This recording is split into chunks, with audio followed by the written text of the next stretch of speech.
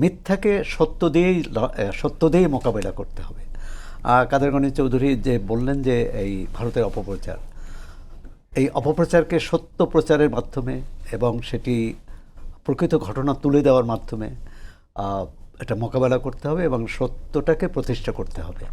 এখানে যদি সরকারের কিছু করণীয় থাকে, আবার সংবাদ মাধ্যমের যদি করণীয় থাকে, তবে এটা আবার শুধু সংবাদ মাধ্যমের উপর নির্ভর করে, সাংবাদিকদের উপর নির্ভর করে না, দুই দেশের পারস্পরিক সম্পর্কের উপরও নির্ভর করে। আমার মনে হচ্ছে যে 12ই ফেব্রুয়ারি নির্বাচনের পর এই ভারতীয় যে অতিরঞ্জন, অপতথ্য বা ভুয়া তথ্য এগুলো প্রচার বোধহয় কমেছে। আর নিশ্চয়ই কাদের গনি চৌধুরীও স্বীকার করবেন। তা সামগ্রিকভাবে বিষয়টা দেখা, এখানে যদি আমাদের কিছু ভারতেরকে আমরা অবশ্যই বলবো, কিন্তু আমাদের যদি কোনো দুর্বলতা থাকে সেটাও কিন্তু দূর করতে হবে।